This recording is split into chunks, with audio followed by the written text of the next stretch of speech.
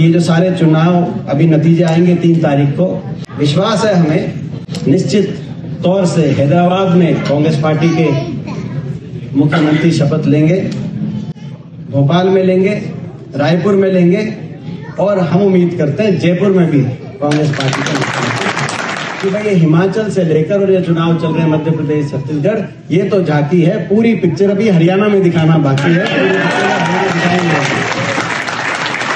75 साल में देश में महंगाई, डीजल, पेट्रोल, रसोई गैस का सिलेंडर इतना महंगा नहीं हुआ जितना बीजेपी की मौजूदा सरकार में। 75 साल में गरीब और अमीर में इतना अंतर नहीं बढ़ा हिंदुस्तान में जितना इनकी सरकार। 75 साल में बड़े उद्योगपति, कुछ चहेते उद्योगपति समूहों का इतना बड़े स्तर पे कर्ज माफी नहीं हुई जितना इनकी सरकार में। और 75 साल में मैं समझता हूं कि अहंकार भी इतना नहीं हुआ किसी सरकार को, इतना अहंकार।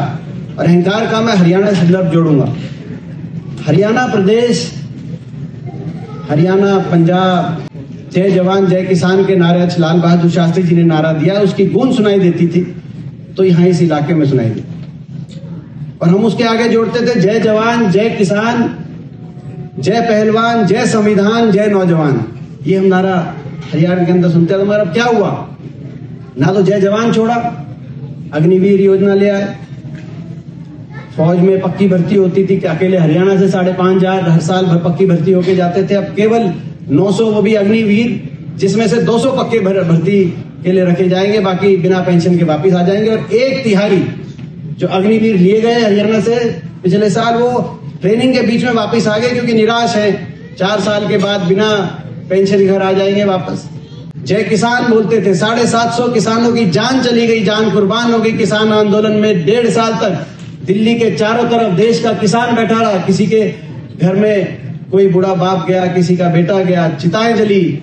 मैं पिछले 20 साल से देश की सबसे बड़ी पंचायत संसद का सदस्य हूँ। शायद मेरी आयु में इतना अवसर देश में किसी और को इतना सौभाग्य नहीं मिला हो। मैं आपका धन्यवाद करता हूँ, मैं अपने आप को सौभाग्यशाली मानता हूँ।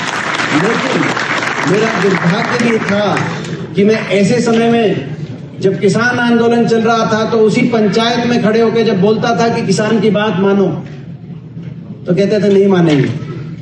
मैं बोलता था कि इनकी बात नहीं तो इनके कम से कम इनको किसान मानो, इनको इंसान मानो।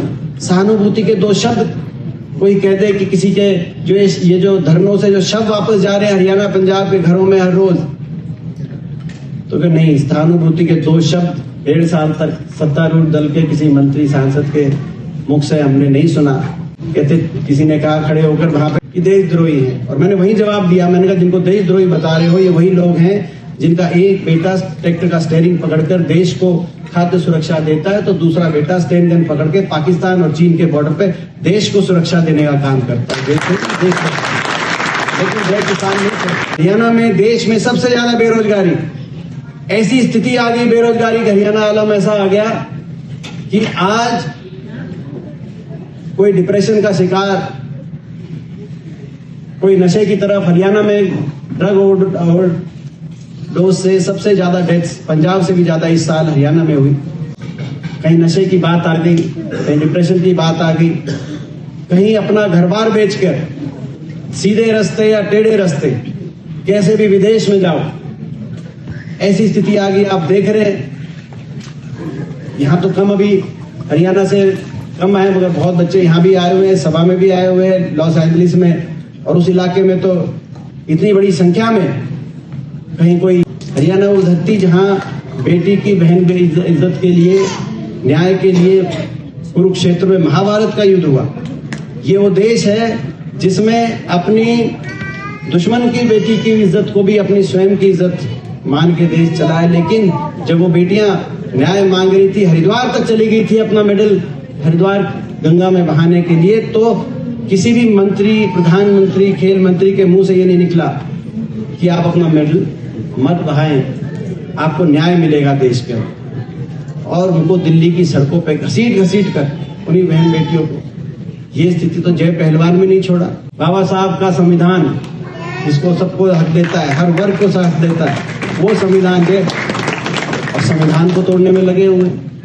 हर वर्ग को, खास तौर पे वंचित वर्गों को उनके अधिकारों से।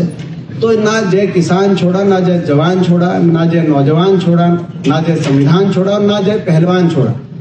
तो अब इनको हरियाणा की सत्ता तो छोड़नी पड़ेगी। पड़ेगी कि नहीं पड़ेगी?